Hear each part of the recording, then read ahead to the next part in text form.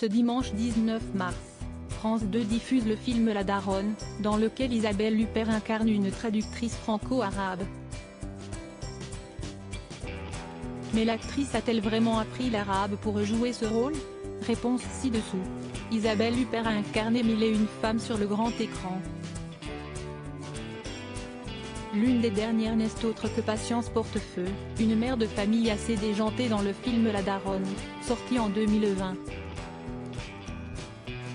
Il s'agit de l'adaptation du roman du même nom d'Anne-Laure Kéir, louée pour son ton mais aussi son style entre comédie et polar.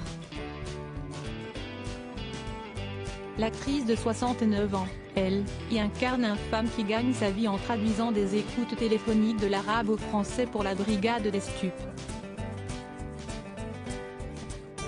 Veuve et mère de 2 filles, elle peine à payer la maison de retraite de sa mère à 3 000 € par mois. Alors pour réussir à joindre les deux bouts, elle se lance à son tour dans le business et devient la daronne. Un nom sous lequel elle se met à vendre la marchandise d'un go fast. Avec ce long métrage, Isabelle Huppert a démontré une nouvelle fois qu'elle était capable d'incarner n'importe quel type de rôle.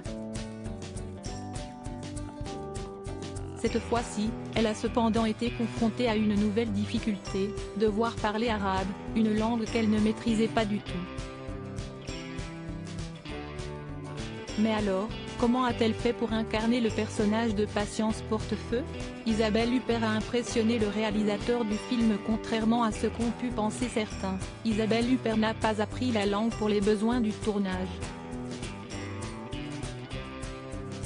En revanche, c'est bien elle qui prononce les phrases en arabe dans le long métrage. Et pour ce faire, elle a utilisé une technique assez audacieuse, apprendre toutes ses répliques en phonétique. On a commencé le tournage en novembre 2018. Dès l'été, elle avait tous ses dialogues enregistrés de plusieurs façons différentes, dits par un homme, par une femme, à vitesse normale, à vitesse réduite. Elle a appris syllabe par syllabe, intonation par intonation, a confié à 20 minutes le réalisateur Jean-Paul Salomé.